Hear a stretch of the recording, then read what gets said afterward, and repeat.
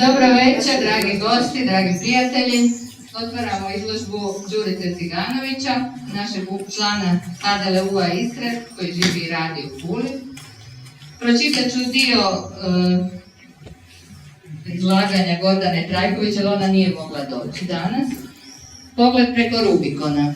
Najnovija izložba, odnosno izložbeni koncept Đurice Ciganovića, višeslojna je forma koja se sastoji od novog ciklusa slika, videoprojekcije nedavnog performanska u Šikutima, izvedenog u suradnji sa Liberom Kokotovićem i Ines Brajković, i performansa. Začudan je to izlagački koncept koji kombinira naizgled klasične forme vizualnosti poput slikarstva i performansa, te ih reproduciranjem u drugom mediju, parafraziranjem, korištenjem direktnih aluzija i asocijacija, prije svega jasnih i jako izraženih simbola, pretvara u nešto drugo, u neku drugu formu, ali uvijek s istom porukom.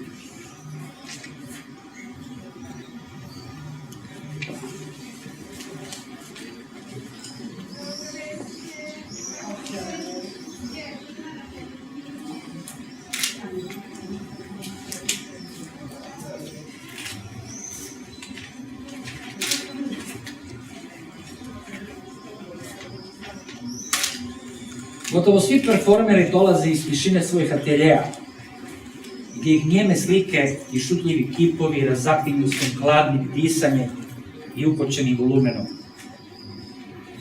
A uvijek postoji taj jedan tren kad se nešto otvori, buđenje ili viđenje.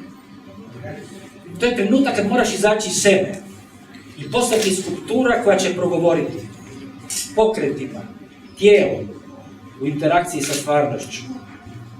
Artizam u pokretu nije sam sebi svrha, već sredstvo da se izravno oblikuje ideja.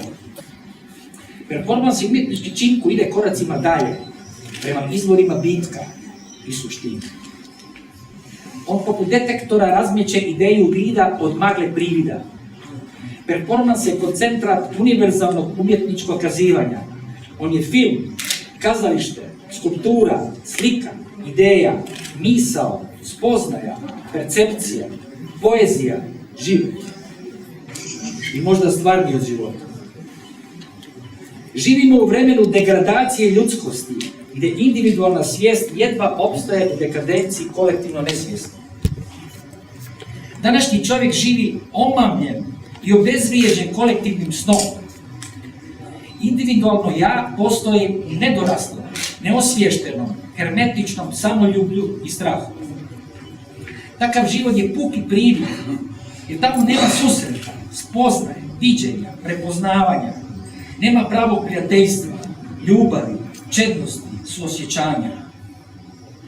Svijest se sužava u degradiranom osjećaju zbilje. Život gubi osjetljivost prema bitku i unutrašnjem svijetu. Neminovno slijedi hermetičko zatvaranje prema duhovnoj zbilji, a sve više raste kolektivna svijest i zatvoreni život unutar zatvorenog ja. Čovjek u gomili postaje bezličan i gubi svoja ljudska svojstva. I što se tu zapravo može učiniti? Smijemo li biti ravnodušni prema sveopćoj dekadenciji koja progresivno poprima globalne razmjere? Smije li čovjek od duha slegnuti ramenima i baviti se isključivo sobom u osami svoga ateljeja? Đurica Ciganović zasigurno nije umjetnik koji se u zatvorenom krugu hrani egomanijom. Njegovo poslanje je pljunuti istini u oči, ogoliti istinu do same srži, svidjelo se to nekom ili ne.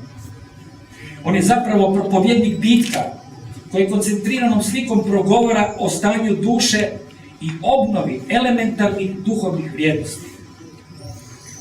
Đurica Ciganović u svojim performansima ukazuje da je kucno krajnji čas za rađanje nove ljudskosti i obnavljanje onog dubokog u iskonskom ja. I dok sudjelujemo u tom činu, pomišljamo da je to naslikani njeni vrisak i svijet koji nestaje u bezličnosti, a zapravo znamo da to čini zbog vjere u preobražaj ljudskosti. I na koncu, kad se sve slegne, pomisliš, a možda se ipak nešto može učiniti.